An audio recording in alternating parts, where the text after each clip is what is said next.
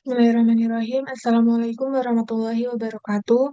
Sebelumnya, perkenalkan, saya Linda Nurmayasari dengan NIM 22613207 akan mempresentasikan untuk pertemuan ke-6 terkait antimikrobakterium.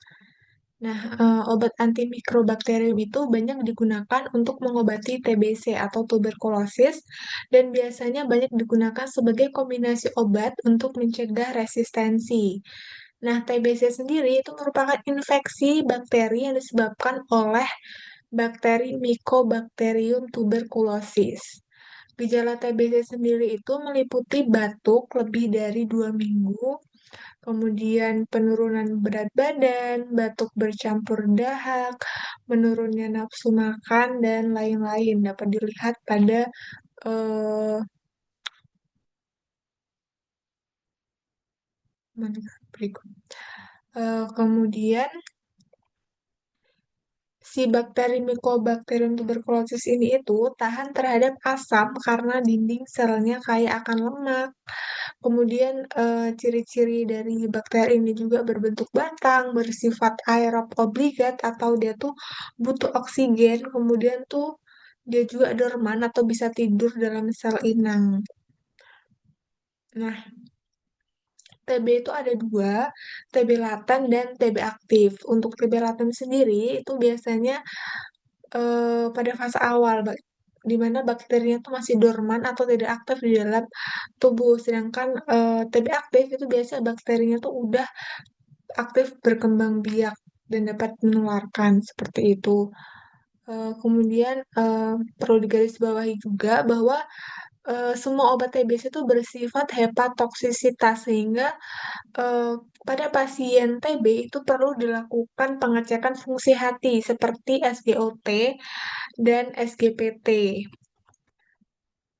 Nah, obat-obatan yang digugakan untuk pengobatan TBC pada lini pertama itu ada isoniazid, rifampicin, pyrazinamid, etambutol, dan streptomycin. Nah, untuk dosisnya sendiri dapat dilihat pada layar. Kemudian eh, di sini juga ada dosis untuk pasien TB dengan penurunan fungsi ginjal dan dengan hemodialisis. Itu dosisnya seperti ini. Kemudian standar pengobatan. Jadi semua pasien yang belum pernah diobati itu dan tidak memiliki faktor resiko atau resistensi obat itu harus mendapatkan pengobatan lini pertama OAT.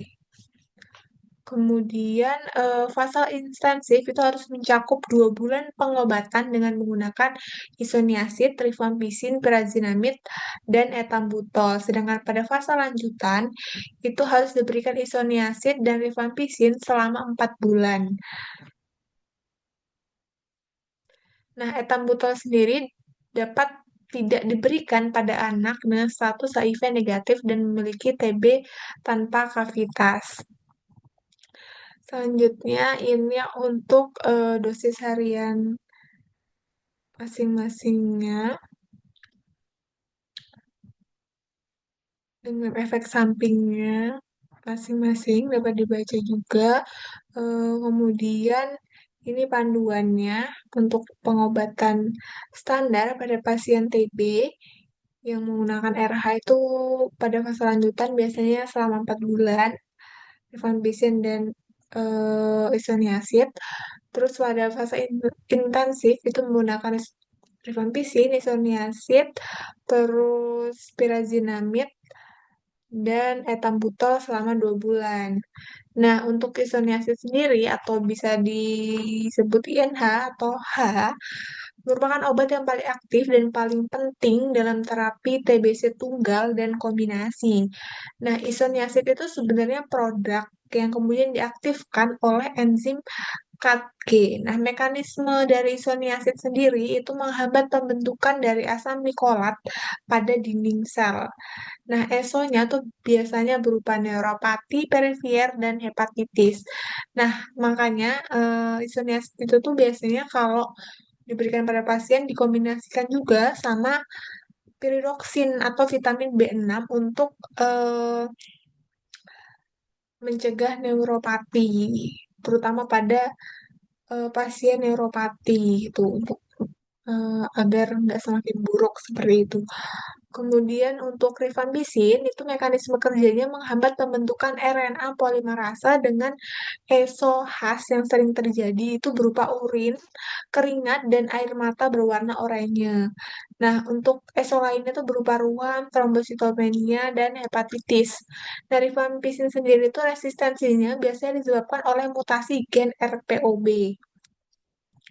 Selanjutnya ada pirazinamid atau yang biasa disingkat Z, itu digunakan untuk memangkas durasi terapi dari 9 bulan menjadi 6 bulan. Untuk ESO-nya tuh biasanya hipereuresima atau peningkatan kadar asam urat dan hepatotoksisitas. Selanjutnya ada etambutol atau E. Dengan mekanisme kerjanya itu menghambat enzim arabinosil transferase yang dikontraindikasikan untuk anak-anak karena dia tuh beresiko gangguan penglihatan seperti kebutaan permanen, kemudian buta warna merah dan hijau. Nah, etambutol itu biasanya digunakan dalam kombinasi INH atau rifampicin. Selanjutnya ada streptomycin. Nah, si streptomycin ini merupakan golongan aminoglikosida yang diberikan secara injeksi yang dengan efek sampingnya tuh nefrotoksisitas dan ototoksisitas pada pendengaran. Nah, dari streptomycin itu sendiri disebabkan oleh mutasi titik pada gen RPSL yang mengkode protein ribosom S12 atau RRS dan RRN ribosom 16S.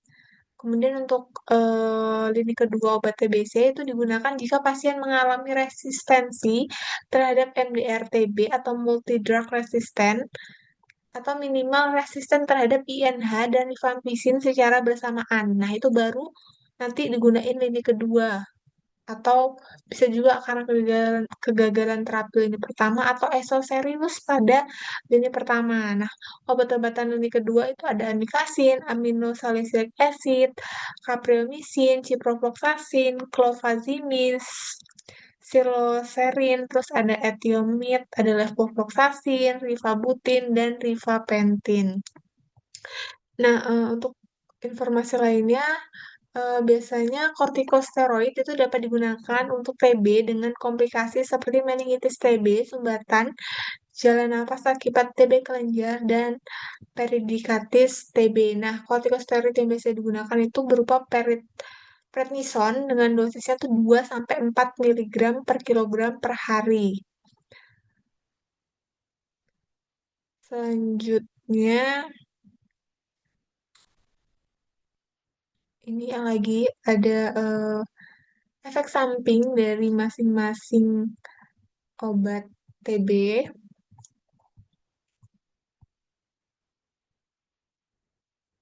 Nah, ini ada untuk ringkasannya. Jadi, ketika isoniazid dikombinasikan dengan rifampicin, itu terapi utamanya 9 bulan.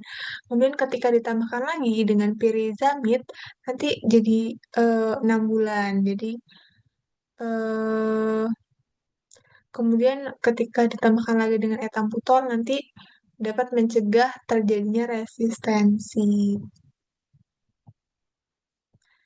Nah, selanjutnya itu ada obat untuk mengatasi lepra atau kusta. Ini untuk contoh dari penyakit atau pada pasien yang menderita kusta. Jadi, kusta sendiri itu disebabkan oleh bakteri Mycobacterium lepra dengan gejalanya itu seperti bercak putih seperti ini yang mirip panu tapi dia lebih besar dan penebalan kulit biasanya. Mungkin untuk info lebih lengkapnya bisa dilihat di webnya langsung.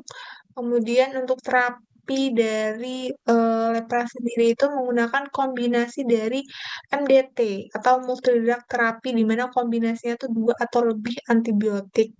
Contoh obatnya itu ada Dapson, golongan sulfonamid yang menghambat sintesis asam folat, terus ada rifampicin dan clofazimine yang digunakan sebagai terapi kombinasi kusta.